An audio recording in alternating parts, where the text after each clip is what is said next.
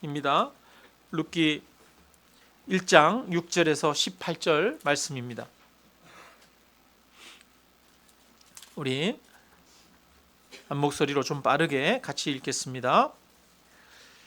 그 여인이 모압 지방에서 여호와께서 자기 백성을 돌보시사 그들에게 양식을 주셨다 함을 듣고 이에 두 며느리와 함께 일어나 모압 지방에서 돌아오려 하여 있던 곳에서 나오고 두 며느리도 그와 함께하여 유다 땅으로 돌아오려고 길을 가다가 나오미가 두 며느리에게 이르되 너희는 각기 너희 어머니의 집으로 돌아가라.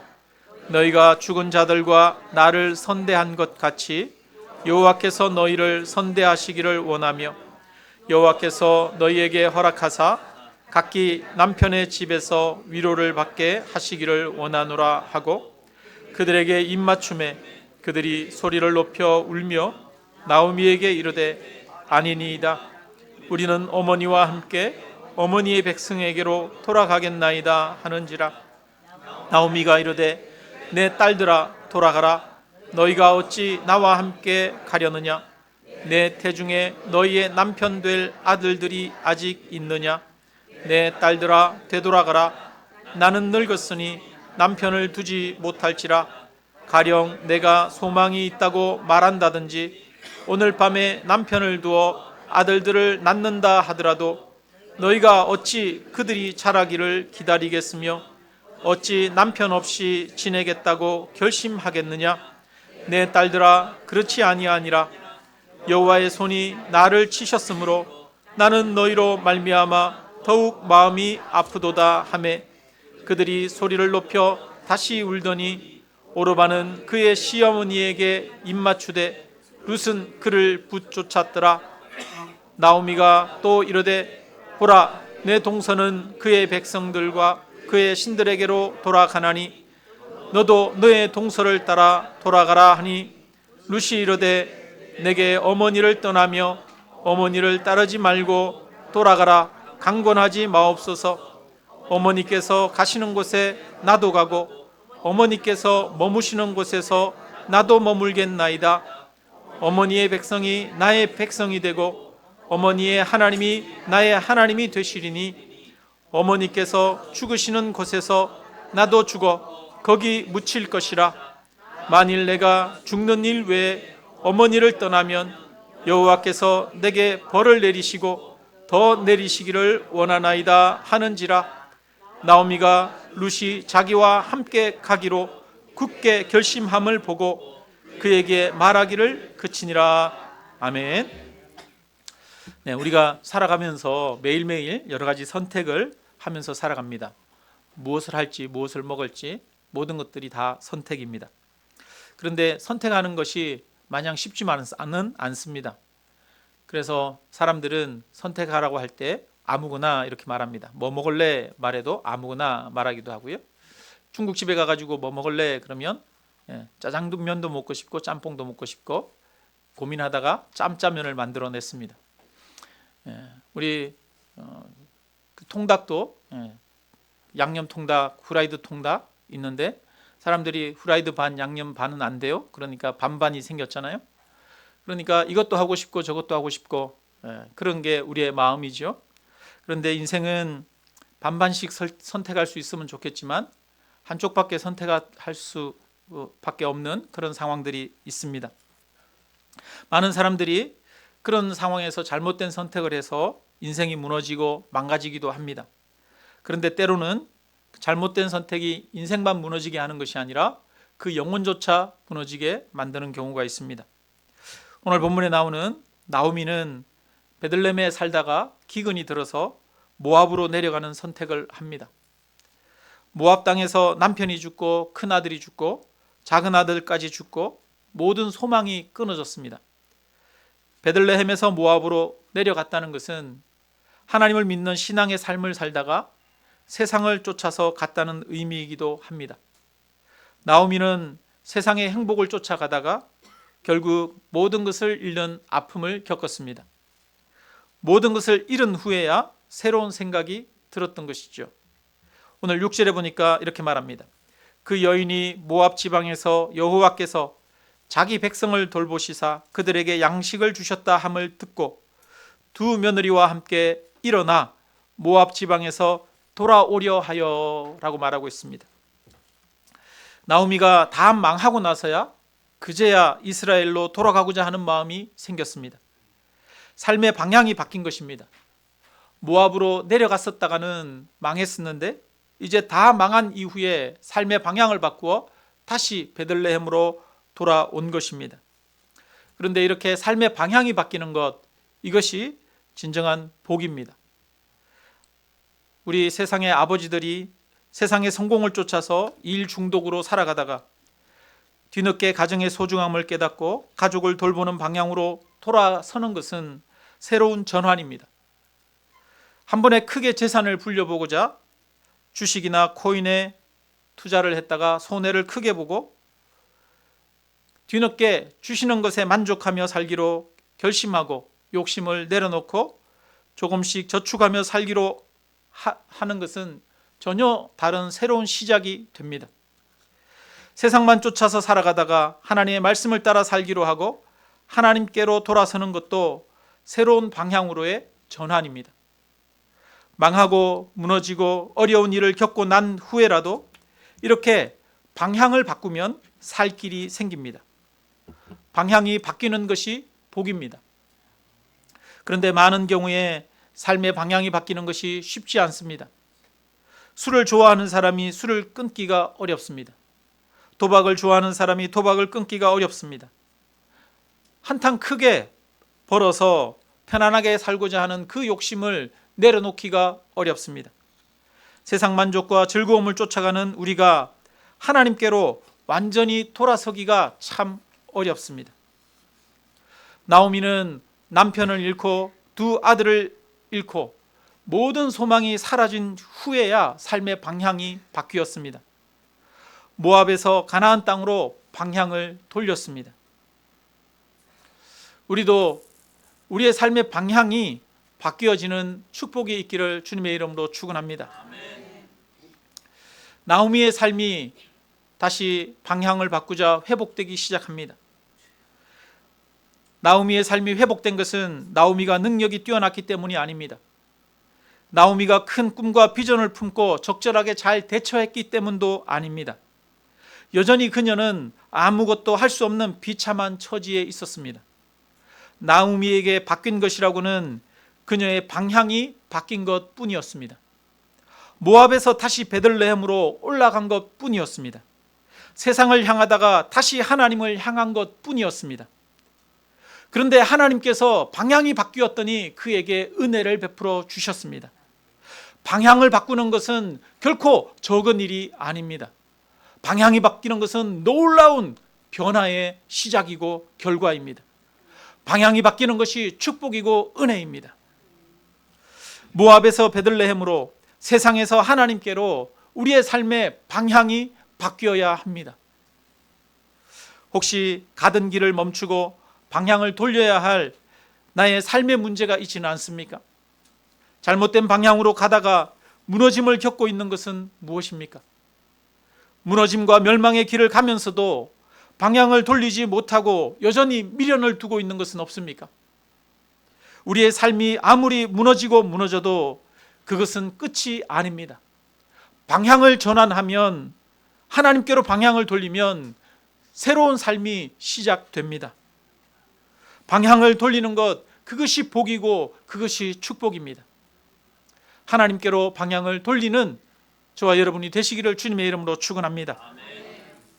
7절부터 13절을 보면은요, 있던 곳에서 나오고 두 며느리도 그와 함께하여 유다 땅으로 돌아오려고 길을 가다가 드디어 유다 땅으로 돌아오려고 길을 갑니다. 나오미가 두 며느리에게 이르되 너희는 각기 너희 어머니의 집으로 돌아가라. 너희가 죽은 자들과 나를 선대한 것 같이 여호와께서 너희를 선대하시기를 원하며. 오르바와 룻 두 며느리가 있는데 이 두 며느리에게 친정집으로 돌아가라고 합니다. 어머니에게로 돌아가라고 말합니다. 여호와께서 너희에게 허락하사 각기 남편의 집에서 위로를 받게 하시기를 원하노라 하고 그들에게 입맞춤에 그들이 소리를 높여 울며. 집으로 다시 돌아가서 친정으로 돌아가서 재혼을 해서 남편 만나서 아이 낳고 잘 살라는 거죠. 그러자 말합니다. 나오미에게 이르되 아니니이다. 우리는 어머니와 함께 어머니의 백성에게로 돌아가겠나이다. 우리는 어머니와 함께 끝까지 가겠습니다 라고 말합니다. 나오미가 다시 말합니다. 이르되 내 딸들아 돌아가라. 너희가 어찌 나와 함께 가려느냐. 내 태중에 너희의 남편 될 아들들이 아직 있느냐. 내 딸들아 되돌아가라. 나는 늙었으니 남편을 두지 못할지라. 가령 내가 소망이 있다고 말한다든지 오늘 밤에 남편을 두어 아들들을 낳는다 하더라도 너희가 어찌 그들이 자라기를 기다리겠으며 어찌 남편 없이 지내겠다고 결심하겠느냐. 내 딸들아 그렇지 아니하니라. 여호와의 손이 나를 치셨으므로 나는 너희로 말미암아 더욱 마음이 아프도다. 나오미는 두 며느리를 돌려보내는 것이 옳다는 것을 알았습니다. 젊은 두 여인이 남편 없이 이방 땅에서 살아가는 것은 나오미에게도 고통이었습니다. 여호와의 손이 나를 치셨으므로 나는 너희로 말미암아 더욱 마음이 아프다라고 말합니다. 며느리들이 평생 과부로 수절하면서 사는 것을 옆에서 지켜보는 것은 나오미에게도 가슴 아픈 일인 것이죠. 뿐만 아니라 이 젊은 두 여인에게도 그것은 너무 가혹한 일인 것입니다. 지극히 상식적이고 합리적으로 판단한다면 뿐만 아니라 서로를 위한 길을 선택한다면 윈윈하는 전략은 헤어지는 것이었습니다. 며느리들을 친정으로 떠나보내주는 것이 나오미가 줄 수 있는 마지막 선물이었습니다. 그래서 나오미는 생각 끝에 헤어지는 것이 옳다고 결정을 내린 것이지요. 나오미는 아주 상식적이고 합리적이고 냉정한 결정을 합니다. 인간적인 정에 매이거나 자기의 이익에만 매여 고통스러운 관계를 계속 끌고 가지는 않습니다.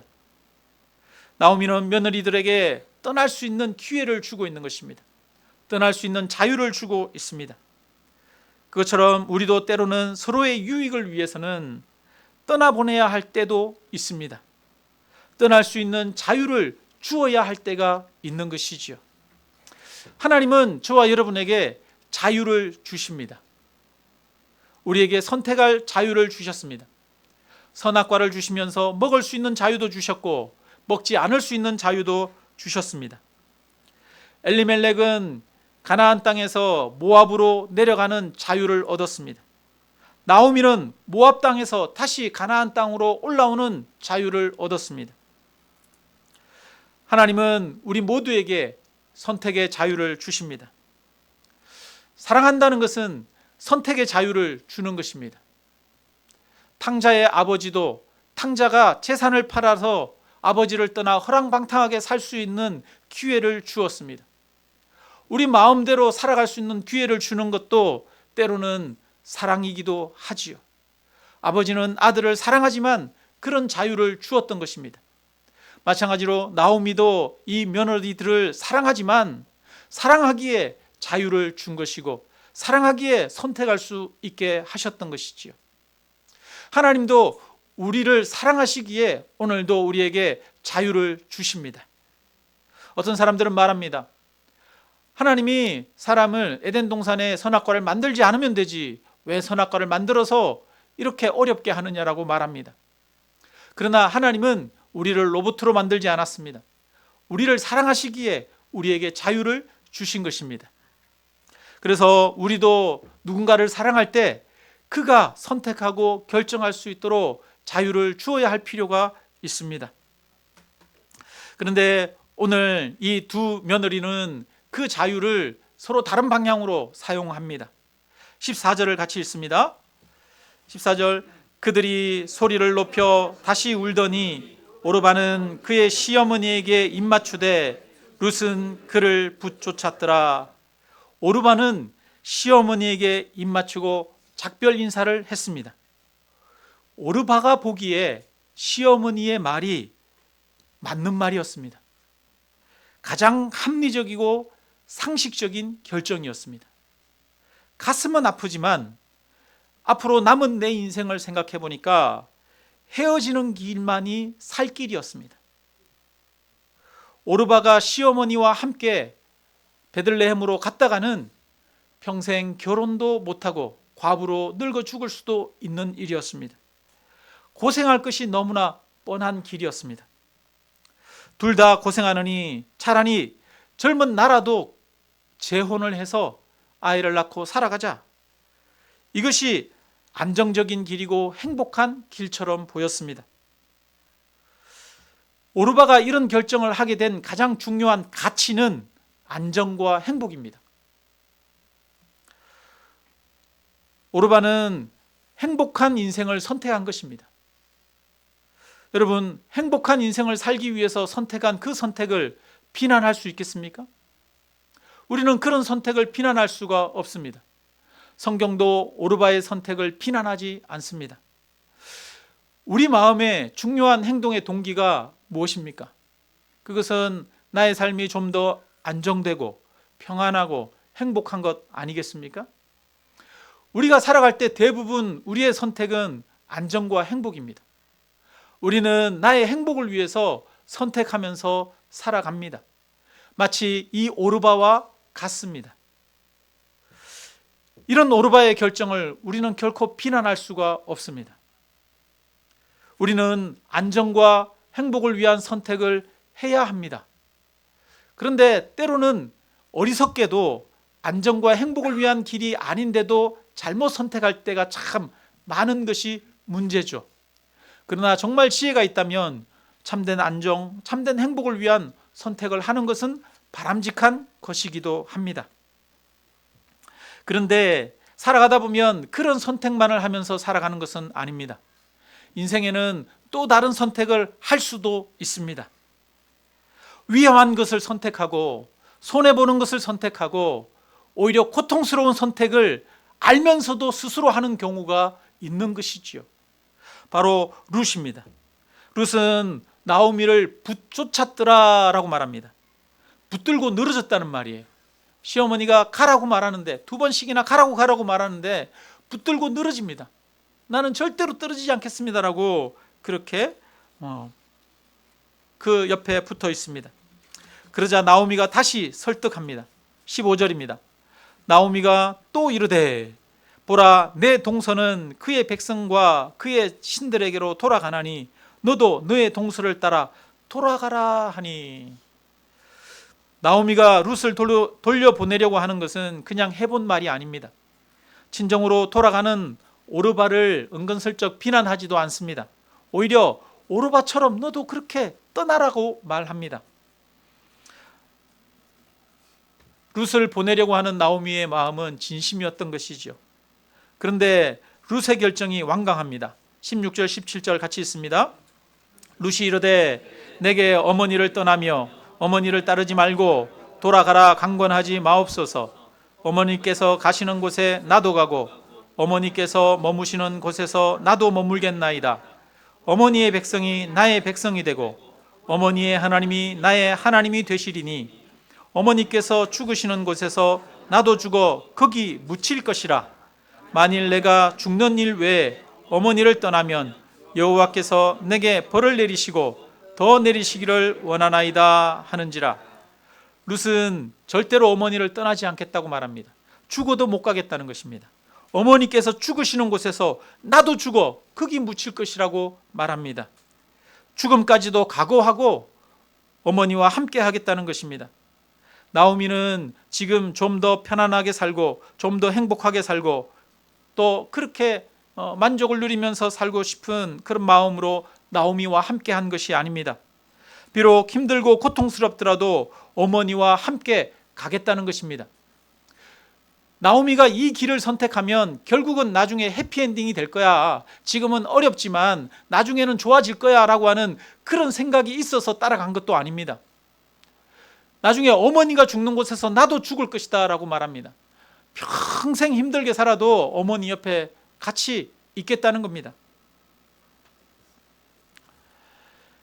룻의 선택은 단순히 인생을 행복하게 살기 위한 결정이 아니라 신앙적인 결정이었음을 알 수가 있습니다. 선택의 순간에 이렇게 말합니다. 하나님의 백성이 되겠다라고 말합니다. 하나님의 백성이 되는 것을 선택의 기준으로 삼았습니다.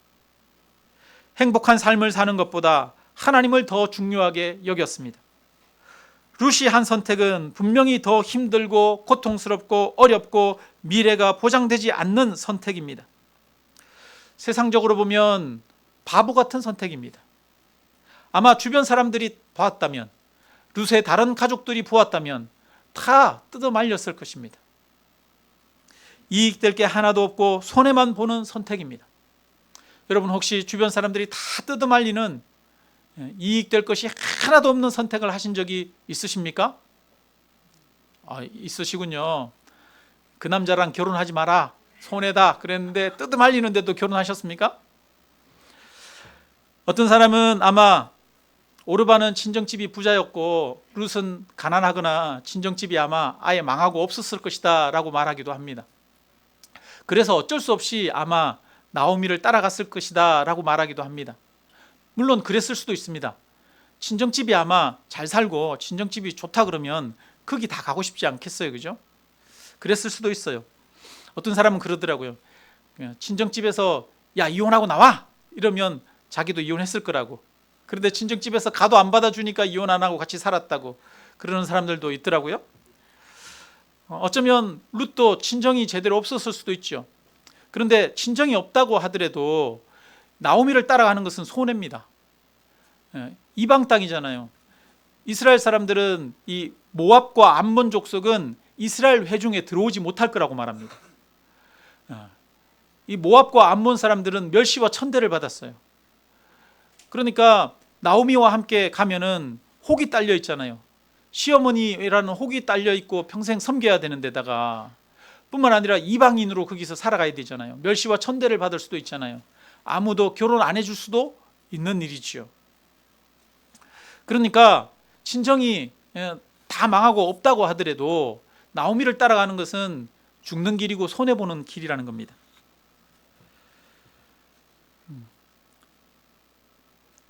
13절에 보니까 어찌 남편 없이 지내겠다고 결심하겠느냐 이렇게 나오미가 며느리들한테 말합니다.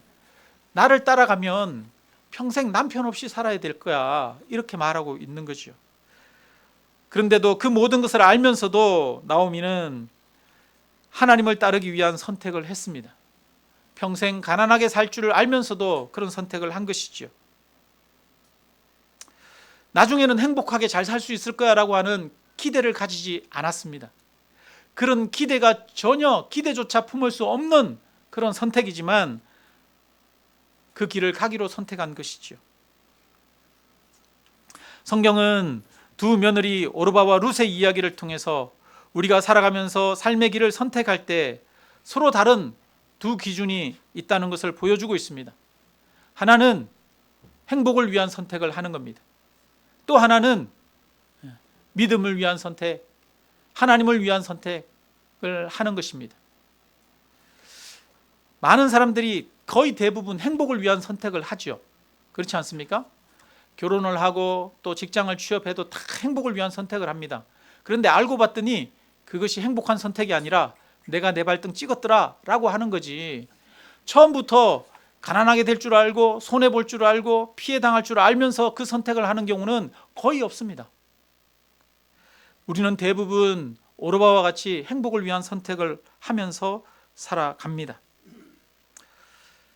그러나 때로는 안정과 행복보다 더 중요한 선택의 기준이 있다는 것입니다. 이익보다는 손해를 보고 편안한 것보다는 고통스럽고 칭찬 듣는 것보다는 비난을 받고 쉬운 것보다는 어렵지만 해야 하는 선택이 있고 가야 하는 길이 있다는 것입니다. 하나님을 따르는 길이라면 좁고 험한 길이라도 선택해야 합니다. 진리를 위한 선택, 의를 위한 선택이라면 손해보는 길이라도 가야 합니다. 우리의 이익과 안전과 행복이 최고의 선택 기준은 아니라는 것입니다. 그런데 세상은 그런 선택의 기준을 알지 못합니다. 세상은 최고의 선택의 기준이 자기 행복입니다. 자기 만족입니다. 오늘날 젊은이들이 선택을 하면서 살아갈 때 선택의 가장 큰 기준이 무엇입니까? 자기 만족이잖아요. 자기 만족. 그것보다 더 큰 그런 선택의 기준은 없습니다. 그러나 우리는 또 다른 선택의 기준을 가져야 합니다. 최고의 선택의 기준은 하나님께 가까이 가는 것입니다. 하나님의 말씀을 따르는 것입니다. 그것이 바로 예수님께서 지신 십자가의 길이었습니다. 룻은 편안한 길을 선택한 것이 아니라 나오미와 함께하는 십자가의 길을 선택한 것입니다. 그런데 이 룻이 나중에 다윗의 증조 할머니가 되잖아요. 그리고 이 다윗에게서 나중에 예수 그리스도가 나지 않습니까? 룻은 도저히 예수 그리스도의 조상이 될 수 없는 사람입니다. 그는 이스라엘의 총회에 들을 수 없는 모압 여인입니다. 그것도 일찍 과부가 된 그런 여인인 거죠. 가난한 사람입니다. 그런데 그런 모압 여인, 그 여인이 예수 그리스도의 족보에 오른 사람이 되었습니다. 성경은 세상적으로 훌륭하고 뛰어난 사람들을 이야기하지 않습니다. 성경은 믿음의 선택을 한 사람들을 이야기를 하고 있는 거죠. 그래서 이 룻이 정말 자신을 완전히 내려놓고 하나님만을 따르기로 하는 의의 선택, 믿음의 선택을 했던 것입니다. 여러분 어떻습니까? 우리는 살아오면서 나의 이익을 위한 선택이 아니라 분명히 손해인 줄 알면서도 손해보는 그 선택, 하나님이 가라고 하시는 길을 가기로 결단하고 따랐던 경험이 있으십니까? 내 감정과 내 생각, 내 이성적인 판단을 앞세우는 것이 아니라 오직 하나님의 말씀과 인도하심, 이끄심만을 따르겠다라고 결단하고 그 따르심의 길을 갔던 경험들이 있으십니까? 그런 삶의 선택을 할 수 있는 우리 모두가 되기를 주님의 이름으로 축원합니다. 제가 지금까지 25년을 교회에 밥을 먹고 살았어요. 그러니까 교회에서 그 파트 사역자로부터 해서 지금까지 담임 목회까지 25년을 했다는 겁니다. 굉장히 오래 했죠. 한 가지 일을 20년 이상 했으면 여러분 많이 한 거 아닙니까? 그죠? 네, 오래 했어요. 그래도 네, 나이는 젊은데 네, 오래 했습니다. 그러다 보니까 여기저기 많이 교회도 다녀봤지 않겠습니까? 제가 10대 때 하나님 깊은 산 중에 한 영혼이 있어도 그 영혼에게 찾아가는 그런 목사가 되겠습니다. 그러고 결단하고 신학을 했는데 신학을 하고 이제 사역지를 여기저기 구하기도 하잖아요. 교회마다 TO가 있는 게 아닙니다. 보면 이제 대학 다닐 때는 교육전도사로 사역하다가 그 다음에 졸업을 하면 강도사가 되고 또 목사가 되고 하니까 이제 그 교회에 TO가 없는 경우가 있어요. 그러니까 그런 경우는 이제 직분을 새로 받고 이렇게 했으니까 이제 다른 교회 그런 자리가 있는 교회를 찾아가야 되는 거죠. 저도 그래서 이렇게 보니까 여러 교회 부교육자로 이렇게 지내던 교회 몇 군데를 이렇게 옮겨 다녔어요. 총신대학교 게시판에 보면 총신대학교 총신대학원의 게시판에 보면 사역 게시판이라고 하는 게 있습니다. 그게 뭐냐면 이 부교육자 교육전도사나 아니면 강도사 부목사를 청빙하는 광고가 올라오는 곳입니다. 그래서 그 신학생들이 거기에 들어가 가지고 사역지를 어디 가야 될까, 어디 이력서를 내야 될까 이런 것들을 보게 됩니다. 거기에 보면 여러 가지 것들이 나와요. 급여도 나오고요. 그 다음에 뭐 보너스가 어떻게 되는지, 그 다음에 학생 때는 학교에서 그 장학금도 지원이 되는지, 그리고 어떤 내용은 목사님 성품이 어떤지도 나옵니다. 목사님 그게 올리는 사람이 목사님 성품 참 좋습니다. 그러면서 편안하게 사역할 수 있고 할 수 있습니다. 이런 얘기가 나옵니다. 그리고 목사님들은 이제 그 부교육자들이 거기 구할 때 그런 거를 다 알아보고 또 주변의 사람들 혹시 아는 사람들 있으면 물어봅니다. 혹시 그 목사님, 부목사들, 부교육자들, 전도사들 조인트 까는 분은 아니신지 이런 것도 물어봅니다. 가끔 목사님들 중에 부교육자들 조인트 까는 사람들이 있거든요. 그러니까 그런 것들도 알아보는 거죠. 저도 부교육자 때 이력서를 쓸 때마다 거기를 보면서 이제 보는 거죠. 계산을 하는 거죠. 여기는 사례를 한 달에 얼마 주는구나. 여기는 장학금을 얼마 주는구나. 여기는 보너스가 있구나 없구나. 여기 목사님은 굉장히 거칠고 힘들구나. 뭐 이런 거 그런 것들을 알아보고 해서 결정을 합니다. 저도 물론 그랬습니다. 처음에 부교육자로 사역할 때, 교육전도사로 사역할 때는 그런 마음이었어요. 이제 처음 시작하니까 나를 불러주시는 곳만 있어도 내가 가야지, 이런 마음으로 불러주는 데가 있어서 갔어요. 소개시켜주는 데가 있어서 갔었는데, 그 다음에 갈 때는 뭘 보게 될까요? 검색해가지고 이렇게 여기는 이력서 내볼까? 여기는 안 돼. 여기 말고 딴 데 내고, 여기 너무 안 좋아. 뭐 이렇게 하면서 조건을 따지는 거죠. 여러분, 조건을 따지는 거 맞습니까? 안 맞습니까? 조건 뭐 따지기도 해야 되긴 하겠죠. 사람이 살아가다 보면, 그죠? 그래서 저도 부교육자로 이렇게 생활하면서 교회를 정할 때마다 평생 그런 조건을 따지는 삶을 살았어요.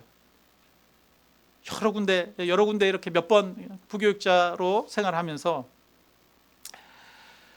한 번은 이제 제가 결혼을 하고 2년 동안 사역을 그만두고 1년은 학원에서, 1년은 지역아동센터에서 일했던 적이 있거든요. 그러다가 뭐 했다고요? 경매로 집 넘어가고 쫄딱 망했다고요. 그래가지고 도저히 어떻게 살아야 될지 모르겠어요. 새벽에 기도하러 가가지고 기도하면서, 하나님, 제가 어떻게 살아야 됩니까? 집도 없고 절도 없고 이제 당장에 쫓겨나서 돈 100만 원도 없는데 어떡합니까? 그럴 때 아이디어가 하나 딱 떠올랐어요. 교회 사택을 지원하는 교회가 있으면 거기 가면 되겠구나. 그러면서, 하나님, 저를 다시 목회하라고 불러주시는 겁니까? 그러면서, 저 같은 사람이 어떻게 목회를 합니까? 그러면서, 하나님, 그렇지만 다시 하나님께서 부르시는 것이라면 제가 가야지요. 그리고 이력서를 다시 이렇게 이제 부목사 청빙하는 교회 찾아가지고 이력서를 냈어요. 그럼 냈는데 두 군데서 오라는 거예요. 한 군데는 양평, 한 군데는 충북 오창. 어디가 좀 더 좋았을까요? 충북 오창이 좀 더 좋았어요. 내 마음에 좀 더 들었어요. 그래서 말로는 하나님 어디로 가야 됩니까? 이렇게 기도하지만 속으로는 사실은 조건을 보면서 조건이 좀 더 마음에 드는 거예요. 그래가지고 충북 오창으로 갔잖아요. 갔는데 그 목사님이 처음에 약속하신 약속을 지키지를 않으셔요. 사택 지원비도 주시지 않으시고 생활비도 제때 주시지 않으시고, 조건을 보고 소나기 온다고 소나기 피한다고 갔더니 거기가 호랑이 굴이었어요. 사람이 이렇게 미련하죠. 나의 행복을 위해서 결정하고 나의 행복을 위해서 선택했는데 잘못된 선택을 할 때가 얼마나 많이 있습니까? 그죠? 내가 내 발등 찍었다라고 말하면서 아내는 아니다, 가자, 1, 2개월 만에 가자, 이렇게, 여긴 아니다 라고 말하는데, 어떻게 우리가 그럴 수 있냐? 하나님이 여기로 보내셔서 내가 선택해서 왔고 약속이 있어서 왔는데, 그래도 약속한 기간은 채워야지. 그리고 버티고 약속한 기간을 채워서 그 다음에 천안으로 갔어요. 천안에 있는 교회는 좀 큰 교회였습니다. 작년 한 1,500명 정도 되고 청소년 어린이 합쳐서 한 500명 정도 되는 그런 교회였어요. 사례도 넉넉하고, 지금까지 목회하면서 25년 동안 지내면서 우리 가족이 가장 편안하고 가장 여유 있게 산 때가 천안에 있을 때였어요. 교회가 규모가 좀 있으니까 그래도 지낼만 했습니다. 여기서 이제 4년 정도 지냈는데 어느 날 갑자기 말씀이 하나가 마음에 확 그냥 새겨지듯이 다가오는 거예요. 요한복음 21장 18절입니다. 내가 진실로 진실로 내게 이르노니 내가 젊어서는 스스로 띠띠고 원하는 곳으로 다녔거니와 늙어서는 내 팔을 벌리리니 남이 내게 띠띠우고 원하지 아니하는 곳으로 데려가리라. 아니, 갑자기 이 말씀이 그냥 확 생각이 나는 거예요. 그래서 왜 이러지? 그러고 있는데, 며칠 후에 주일날 저녁 예배 부목사님이 설교하는데 이 본문이네 또? 이 본문이 또 마음에 확 다가오는 거예요. 그래가지고 왜 이러지? 하나님, 늙어서는 남이 띠띠우고 원치 않는 곳으로 데려가리라. 제가 늙을 때까지 여기 있어야 됩니까? 하나님, 이게 무슨 말씀이십니까? 네. 그래서 원래는 제가 그때 이 다른 조건이 좋은 사역지가 나온 데가 있었어요. 그래서 좀 더 조건이 좋은 것 같은 그 사역지로 이력서를 쓸까 말까 고민하고 기도하고 있던 때였어요.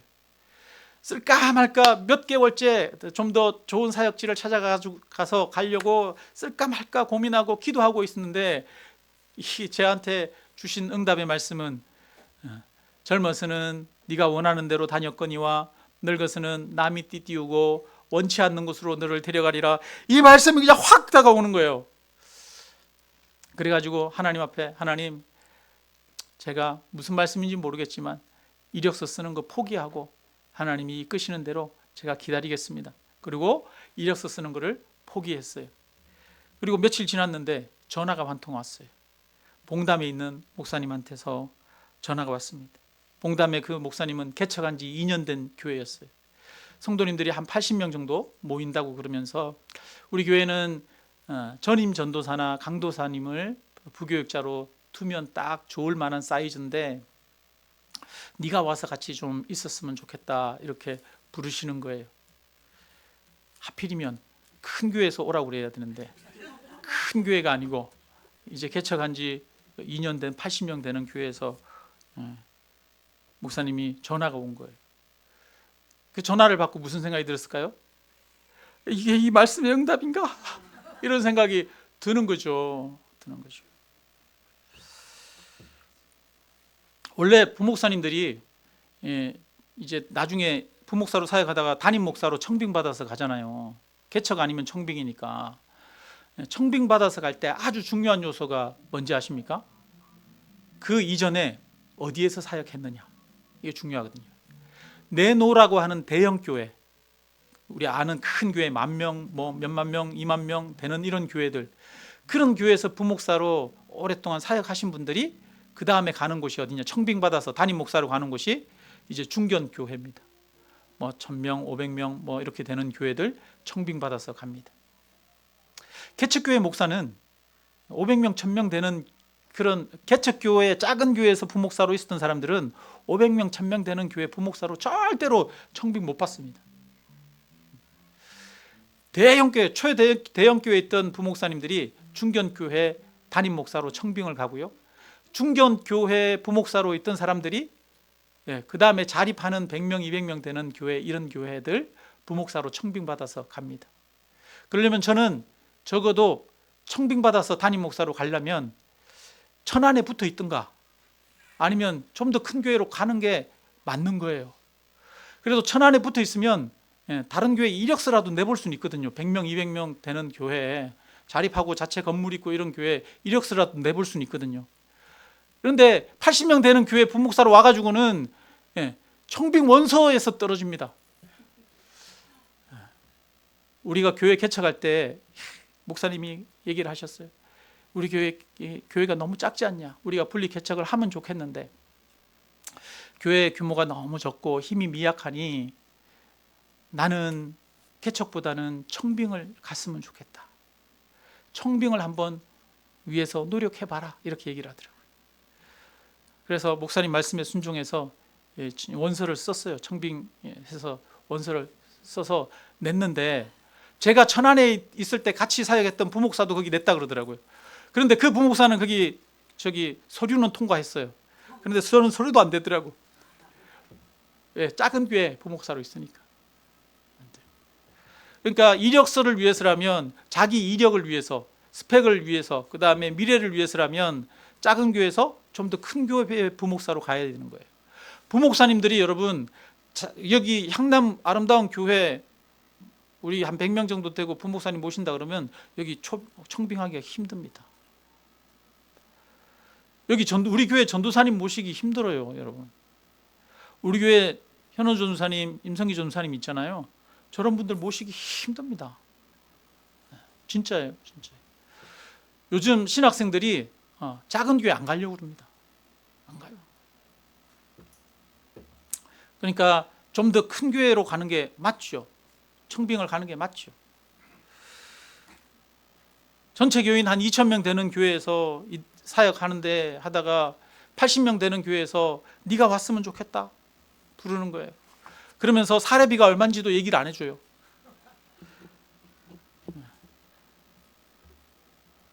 어떻게 했겠어요? 제 인생에 처음으로 사역지를 결정하면서 하나님, 이게 하나님의 부르심이라면 가겠습니다 라고 말하면서 처음으로 말씀을 따라서 오직 다른 조건 하나도 보지 않고 그냥 하나님의 부르심이면 가겠습니다 라고 순종한 첫 번째 선택이었어요.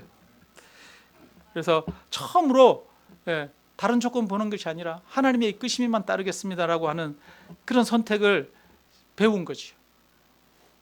그 이전에는 항상 여러 가지 조건들을 봤는데 그런 거 하나도 안 보고, 사례비도 얼마인지 모르고 왔더니 사례비가 3분의 1 토막이 날아가더라고요. 오니까 한 달 지나서 사례비 받으니까 3분의 1 토막 날아가고. 뭐 저만 그런 것이 아니라 아내도 직장을 옮겨야 되고. 그런데 제가 가기로 결정하고 나서 그냥 목사님이 전화하고 나서 얼마 안 있어서 가겠다고 말씀드렸어요. 봉담에 한 번도 와보지도 않고, 봉담이 어떤 데인지 와보지도 않고, 주변의 여건이 어떤 데인지 보지도 않고 그냥 가겠다고 말씀드렸어요. 그리고 와서 이렇게 지냈는데, 그 당시에 겉으로 보기에는 여러 가지 많은 것들이 저한테 손해 같았어요. 내가 내려놓고 간다고 생각했어요. 다 내려놓았다고 생각했어요. 그런데 시간이 지나고 보니까 저한테 손해된 것이 하나도 없더라고요. 하나님께서는 모든 것을 넘치도록 부어주셨습니다. 저는 그 교회에서 큰 은혜와 사랑을 입고 교회를 분립개척할 수 있었습니다.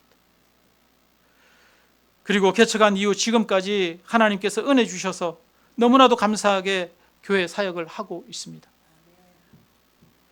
여러분, 우리 삶 속에서 십자가의 길을 선택하면 항상 모든 것이 결론은 잘 되더라, 이것은 아닙니다. 십자가의 길을 선택하면 어떤 경우는 그냥 십자가 지고 죽어야 되는 경우도 있을 수 있어요. 그러나 부활을 믿는 우리는 예수님이 가신 길, 룻이 선택한 길, 그것이 하나님께로 가는 길이고 하나님이 이끄시는 길이고 진리의 길이고 의의 길이라면 그 길을 가는 것이 진정한 복이 되는 줄로 믿습니다. 여러분, 무엇을 위한 선택을 하고 계십니까? 나의 선택의 기준은 무엇입니까? 좀 더 편안한 삶, 안정적인 삶, 행복한 삶을 사는 것이 나의 선택의 기준입니까? 아니면 하나님께로 가까이 나아가는 것, 하나님의 인도하심, 이끄심에 순종하는 것이 나의 선택의 기준입니까? 우리의 선택의 기준이 나의 행복이 아니라 하나님의 이끄심, 하나님의 말씀, 그것이 되기를 주님의 이름으로 축원합니다. 룻은 하나님의 이끄심만을 바라보고 손해보는 길이고 죽는 길이고 억울한 길이고 모함받는 길이고 비난받는 길이지만 그 길을 선택했습니다. 하나님께서는 그 모압 여인 룻을 예수 그리스도의 조상으로 세우셨습니다. 여러분, 저와 여러분의 형편과 처지가 어떤 상황인지 모릅니다. 그러나 중요한 것은 지금부터 우리의 선택의 기준이 나의 행복이 아니라 하나님의 말씀이 되고 하나님께로 가까이 나아가는 길을 선택하는 것이 중요합니다. 방향의 전환이 중요합니다. 방향의 전환이 이루어지면 그때부터 삶이 바뀌기 시작하는 것입니다. 하나님을 향해서 나아가는 방향으로 삶의 방향을 전환하고 우리의 선택을 하는 그런 저와 여러분 되시기를 주님의 이름으로 축원합니다.